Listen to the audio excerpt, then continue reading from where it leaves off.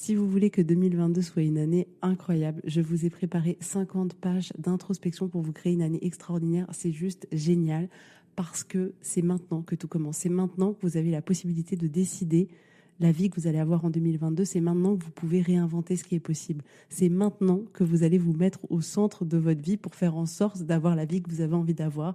Alors rendez-vous sur www.laetitiamonaca.com parce que vous êtes clairement la seule personne à pouvoir vous créer une année juste génialissime. Bonjour à tous et bienvenue, je suis Laetitia et vous écoutez L'Essentiel.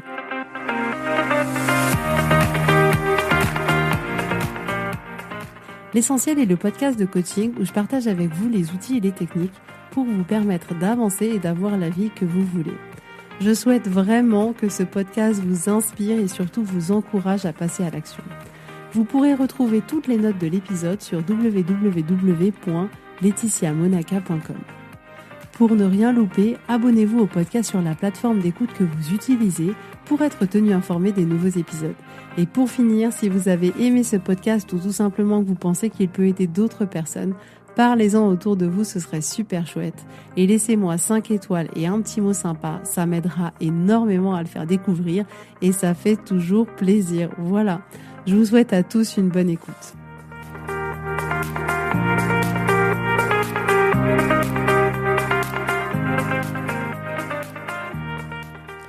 Coucou tout le monde, j'espère que vous allez bien. Je suis très contente de vous retrouver aujourd'hui.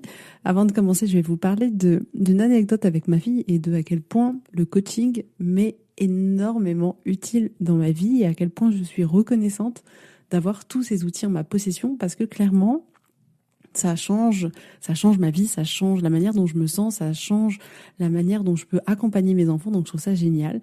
Et en fait, hier soir, j'ai reçu un message du club de foot de ma fille pour proposer à ma fille d'aller au match PSG Nantes offert par le club. Et je me suis dit, c'est génial. Du coup, je propose à ma fille, elle me dit non. Et là, ma première réaction, ça a été de me dire, je comprends pas. Je croyais que t'adorais le foot, je comprends pas. Donc, je la questionne. Et en la questionnant, c'est là où je me suis rendu compte que effectivement, son cerveau primaire fonctionnait très bien et était en train de lui faire peur, en train de mettre plein de signaux d'alerte dans son cerveau. Attention, danger. Il vaut mieux que tu restes en sécurité chez tes parents. Ne bouge pas, surtout ne va pas dehors, ne prends pas de risque d'aller à un match avec tes camarades. Il se pourrait qu'il t'arrive quelque chose. Et c'était hyper intéressant pour nous et c'était un moment aussi hyper intéressant pour elle parce que en réalité, c'était un exemple tellement parlant pour lui montrer à quel point le cerveau pouvait nous faire peur et à quel point la peur pouvait nous empêcher de vivre la vie qu'on avait vraiment envie de vivre et à quel point finalement, dès lors où c'était nouveau ou dès lors où il y avait du challenge, on pouvait clairement se retrouver figé à vouloir rester dans sa caverne. Et on lui a dit, ok, t'inquiète pas, c'est normal d'avoir peur, c'est normal que ton cerveau il fonctionne comme ça. Et que maintenant, elle pouvait prendre le temps de voir si effectivement, oui ou non, elle considérait qu'elle était en sécurité ou pas, et qu'elle puisse comme ça se connecter à quelle était son envie profonde, est-ce que vraiment elle avait envie d'aller à ce match ou pas. Bref, elle a fini par dire oui, mais c'était très intéressant de voir le cerveau à l'œuvre chez elle et de pouvoir effectivement l'accompagner pour lui montrer, voilà, quelles étaient toutes les possibilités qui s'offraient à elle, et de surtout qu'elle ne s'empêche pas de vivre une vie qu'elle a envie de vivre. Et vraiment, du coup, c'était un beau moment pour nous en tant que parents, pour elle, parce que du coup, même elle s'est dit, ah oui, en fait, c'est possible, même si j'ai peur, c'est possible que je fasse les choses qui me fassent peur, et c'était du coup hyper intéressant. Donc aujourd'hui, on va parler de notre temps et de la manière dont on l'utilise. Ça peut aller un peu à contresens de ce qu'on a l'habitude d'entendre, mais je pense que c'est essentiel d'en parler, encore plus dans un monde actuel, dans un mode de vie, dans une société qui nous demande toujours de faire plus, toujours plus vite, d'avoir vraiment cette impression de devoir tout faire et le plus rapidement possible. Alors je tiens à vous rappeler qu'effectivement vous n'êtes obligé de ne rien faire, tout est un choix. C'est hyper important de prendre l'habitude de dire à votre cerveau et de le rediriger sur le fait que oui, vous choisissez de faire telle ou telle chose, mais que personne ne vous oblige à faire quoi que ce soit. Et donc c'est vraiment hyper important de le rediriger parce que de manière complètement automatique, notre cerveau va nous apporter à chaque fois ce « il faut que tu fasses ». Mais non, je vous assure, c'est une erreur de pensée. C'est bien un bug, mais c'est bien un choix qu'on fait. J'ai fait tout un épisode sur ce sujet-là. Je vous invite à le réécouter si vous voulez aller plus loin. C'est tellement, tellement intéressant. Ça apporte tellement de choses de voir sa vie autrement que sur une somme d'obligations qui ont un poids énorme pour nous. Alors, on a clairement tous une vie bien chargée, avec tout un tas de choses à faire, que ce soit des choses à faire pour nous-mêmes, des choses à faire pour le travail, des dossiers à rendre, que ce soit de déposer les enfants à des activités à l'école, des achats à faire, des événements à préparer, des machines à faire, des repas à faire, des rendez-vous à prendre et à honorer. On a tout un tas de choses relatives à notre vie sociale, à notre vie familiale, à notre vie professionnelle. Donc, c'est ce qui compose notre vie à chaque instant. Et ce qu'on fait, c'est que on a tendance comme ça à faire la to-do list de tout ce qu'il y a à faire. Vous savez, ces fameuses to-do, il peut y en avoir partout, sur un calepin, sur une feuille, sur un agenda. Il peut y avoir comme ça des to-do un peu partout. Et donc on fait ça parce que la plupart des gens utilisent ces listes de tâches pour garder une trace de ce qu'ils veulent faire.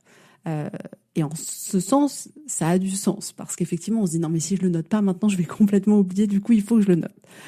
Cependant, dans la pratique, ça nous laisse souvent un sentiment de se sentir submergé ou de se sentir en retard, comme si il fallait éteindre tous les incendies, comme s'il y avait toujours trop de choses et qu'on devait comme ça être au four et au moulin en permanence.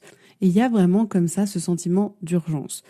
Donc on a une ou des to-do list à rallonge de tout ce qui serait merveilleux de faire pour que l'on ait une vie parfaite avec des licornes et des arcs-en-ciel.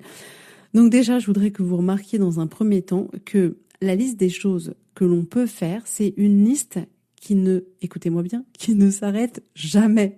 Je tiens à le dire parce que parfois on pense que quand il y aura plus rien sur la liste, alors on aura tout fini. Bip, mauvaise réponse. Il y aura toujours quelque chose à faire. La nature, en plus, ayant horreur du vide, on trouvera toujours quelque chose à faire. Il y aura toujours quelque chose à mettre en plus sur cette to-do list. Il y aura toujours les saisons de la vie, c'est-à-dire Noël, les événements familiaux, les anniversaires, des vêtements à racheter, des courses à faire, des repas à faire, et c'est comme ça un cycle ininterrompu qui ne fait que recommencer. Donc déjà, c'est la première chose que je veux que vous ayez vraiment en tête, que cette to-do list-là, qui pense être une to-do qu'on va terminer et qu'on va jeter à la poubelle, en soi, elle ne se termine jamais. Donc ce que je voudrais vous proposer aujourd'hui, c'est de vous détendre, de retirer ce sentiment d'urgence. Si tout n'est pas fait sur cette to-do list-là, ce n'est pas grave. Ce n'est pas grave pour la simple et bonne raison que ce n'est quasiment pas possible. Et ce que je voudrais ajouter aussi, c'est que on a l'impression que dès lors où on aura fait tout ce qui est écrit dessus, ce qui est objectivement, comme je vous l'ai dit, pas forcément possible, alors à ce moment-là, on pourra souffler. Donc vraiment, soyez vigilants parce que une fois que vous avez fini tout ça, votre to-do list, elle va s'incrémenter de 1, 2, 3, 4, 10 choses supplémentaires. Donc, si vous attendez d'avoir fini toute votre to-do list pour pouvoir souffler, autant vous dire que vous ne pourrez probablement pas souffler et que vous serez toujours dans cette urgence permanente de il y a encore quelque chose à faire, il y a encore quelque chose à faire et mon Dieu, il y a encore quelque chose à faire. Parce que si vous décidez de fonctionner comme ça avec des to-do list, en réalité, peu importe sa taille, peu importe l'énergie que vous allez mettre à faire tout ce qui est écrit dessus, il est fort probable qu'elle soit toujours de la même taille. C'est-à-dire qu'il va y avoir un item qui va sortir, un item qui va rentrer, un item qui va sortir, un item qui va rentrer, etc., etc. Donc mon but aujourd'hui, c'est pas de vous dire de ne pas avoir de to-do list. En réalité, cette partie-là vous appartient complètement. C'est à vous de décider si oui ou non vous voulez avoir des to-do list, si oui ou non vous voulez faire tout ce qui est écrit dessus. Personnellement, j'ai des to-do list. Un peu trop de to-do list. J'en ai beaucoup. C'est vrai que j'en ai beaucoup. Parce qu'en fait, j'en ai des thématiques. On va dire la vérité, j'en ai des thématiques. Une sur les achats que je dois faire, une sur les événements que je dois préparer. Alors là, je vous raconte pas avec Noël, j'ai une to-do list extraordinaire. J'en ai pour les vacances, j'en ai pour l'administratif. Bref, je suis la championne de la to-do list. Mais moi, ça me permet de catégoriser et de savoir après, ok, là, qu'est-ce qui est important, qu'est-ce que je garde pas, qu'est-ce que je mets dans mon emploi du temps. Donc pour moi, ça me sert. Mais c'est vrai que pendant longtemps, j'ai pu être submergée par ces to-do list que je faisais à rallonge en me disant mais mon Dieu, ça ne se termine jamais. Donc en soi, c'est pas un problème d'avoir des to-do list. C'est pour ça que je vous dis, c'est juste à vous de décider si oui ou non vous voulez en avoir.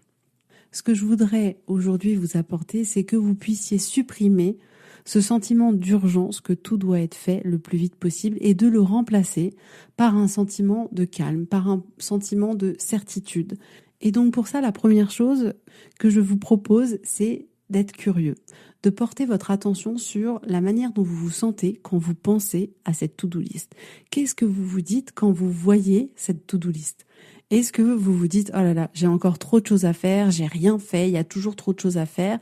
Est-ce que vous vous sentez débordé, épuisé, déçu ?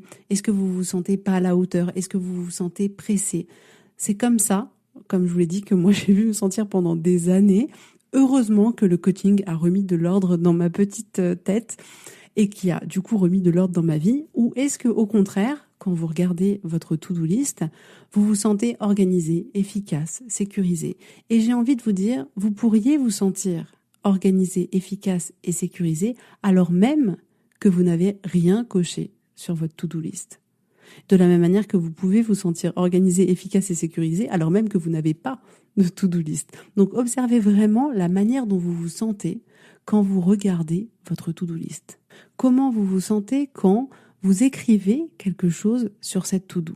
Donc la première chose, c'est vraiment de se rendre compte de l'impact que cette to-do list elle a sur vous.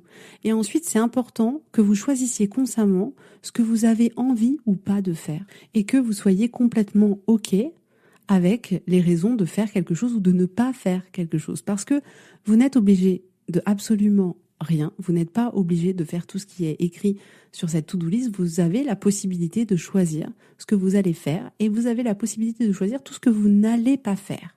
Déjà, rendez-vous compte que c'est pas parce que cette chose est écrite sur votre to-do list qu'elle doit être faite obligatoirement et c'est pas parce que cette chose est écrite sur votre to-do list qu'elle doit être faite là, tout de suite, maintenant.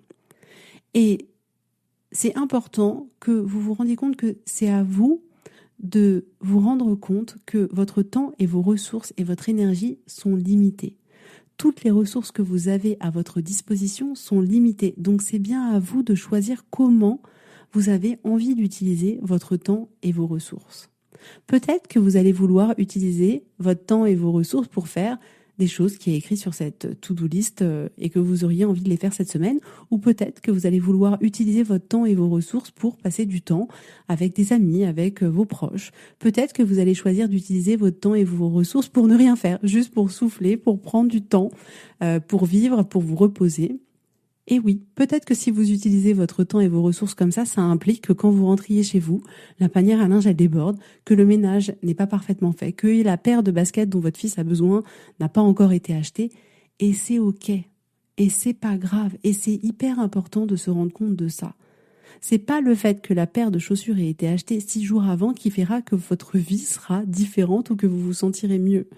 Ce n'est pas parce que vous allez décider de plier le linge au lieu de prendre du temps pour vous que votre vie elle sera meilleure. Et c'est ça la vraie vie. La vraie vie, c'est aussi parfois du bazar. La vraie vie, c'est aussi savoir dire non. Donc, c'est ça que je voudrais vous offrir aujourd'hui. Ne vous jugez pas sur ce qui a été fait ou sur ce qui n'a pas été fait. Ne vous jugez pas si vous n'avez pas tout coché sur cette to-do list. Ne vous jugez pas si vous avez eu un contretemps et que votre repassage n'est pas fait, si vous avez choisi de faire autre chose que d'aller acheter la paire de baskets. Ce n'est pas grave. Il n'y a pas d'urgence. Si vous avez choisi de faire autre chose à la place, c'est qu'il y avait autre chose de plus important pour vous à faire à ce moment-là. Donc prenez du recul par rapport à votre to-do list. Ce n'est qu'un ensemble de caractères qui a été déposé sur une feuille, mais ne vous sentez pas prisonnier de cette to-do list. Vous avez le choix de faire ce qui est écrit dessus ou pas. Vous avez le choix de le planifier à un moment qui est opportun pour vous. Il n'y a absolument aucune urgence. Connectez-vous juste à vous-même, à ce qui est important pour vous, à la manière dont vous avez envie d'utiliser votre temps, vos ressources, votre énergie et prenez des décisions. Par exemple, dans ma to-do list, le fait d'avoir un environnement rangé, c'est hyper important pour moi. Ça m'apporte une paix d'esprit parce que je me dis que j'ai plus à y penser et mes pensées peuvent du coup se concentrer sur ce qui est important pour moi, à savoir ma famille, me concentrer sur mes clientes pour pouvoir donner le meilleur. Et donc ranger, pour moi, c'est toujours ce qui a le top numéro 1 de ma to-do list. Je veux que ce soit un minimum rangé. Et je vous arrête tout de suite, ça veut pas dire que je passe des heures et des heures et des heures et des heures et des heures à ranger toute la semaine. Non, je sais que tous les soirs, je passe 10 minutes à ranger ce qui traîne et tous les matins, je passe 5 minutes. Et en ayant comme ça cette cadence-là, ça me permet d'avoir une maison qui est relativement bien rangée en permanence, mais c'est un choix que j'ai fait pour moi parce que ça fait en tout cas pour moi partie de mon équilibre. Et typiquement, répondre à un message, ce n'est pas le plus important pour moi dans la to-do list. Je sais que je répondrai et j'ai confiance en ma capacité de me dire je le ferai. Et en général, ce que je fais, c'est que je me dis ok, j'ai reçu un message, je regarde mon emploi du temps et je me dis ok, je répondrai mercredi dans 2 jours le midi et c'est pas grave. Parce que la vérité, c'est que je peux pas être disponible tout de suite pour tout le monde. Je peux pas en même temps répondre à des messages, en même temps effectivement ranger ma maison si j'en ai envie, m'occuper de mes enfants, travailler les documents pour mes clientes, faire mes podcasts. Je peux pas tout faire en même temps. Et à un moment donné, je fais un choix. Et dans ma vie, j'ai décidé que les messages et toutes ces sollicitations-là ne seraient pas nécessairement répondues au tac dans la seconde parce que ça me coupe dans mon emploi du temps, que j'ai pris du temps à faire, que je m'engage à respecter parce que c'est important pour moi. Donc je prends un temps qui est libre pour pouvoir répondre aux sollicitations que je peux avoir.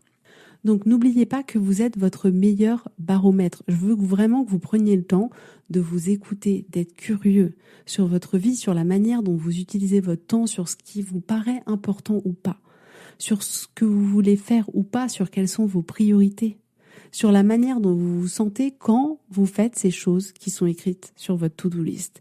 Et de vraiment prendre le recul et de vous dire que cette liste n'est qu'une liste et qu'il n'y a pas d'obligation. Vous pouvez la prendre avec sérénité en vous disant « Ok, c'est une liste d'idées, de choses qui sont possibles à faire. Si j'ai envie, je le ferai. Et si j'en ai pas envie, je le ferai pas. » Ou de vous dire effectivement, je vois qu'il y a tout ça à faire, je vais planifier certaines choses dans 1 semaine, dans 15 jours, dans 1 mois pour certaines choses de la to-do list et je sais que ce sera fait. Et non, tout ne sera pas fait en 1 semaine. Parce qu'en réalité, effectivement, je suis bien consciente aussi que cette to-do list, il y aura toujours des choses écrites dessus. Donc, il n'y a pas de formule magique pour tout le monde.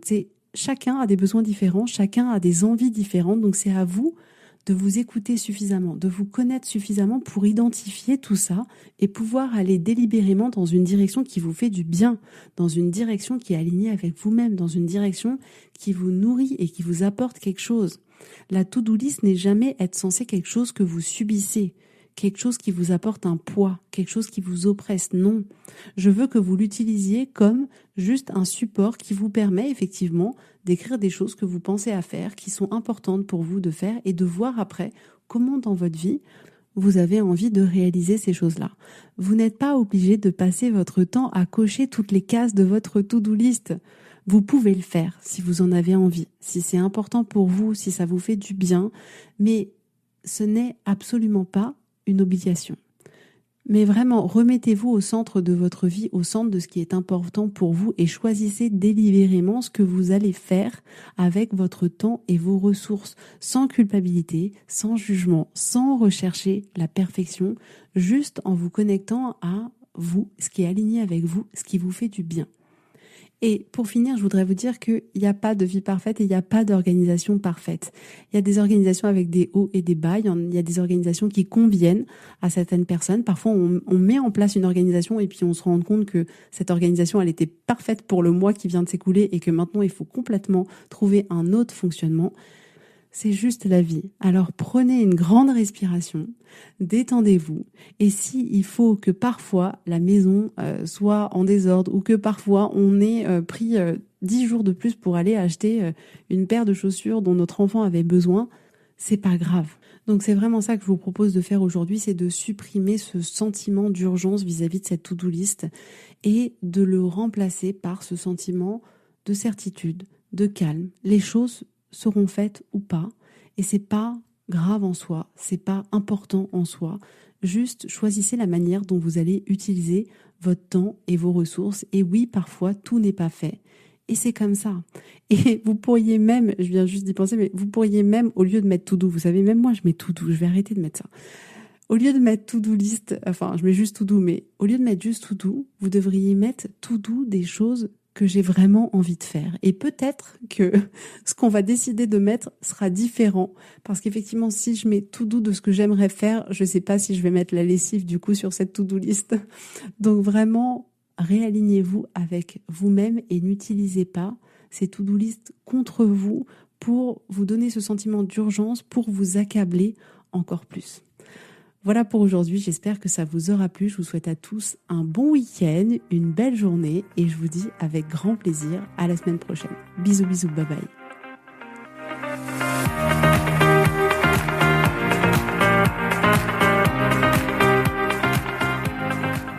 Si vous voulez mettre en application ces outils dans votre vie, sachez que j'accompagne des femmes qui souhaitent reprendre le contrôle de leur vie et enfin avoir des changements incroyables.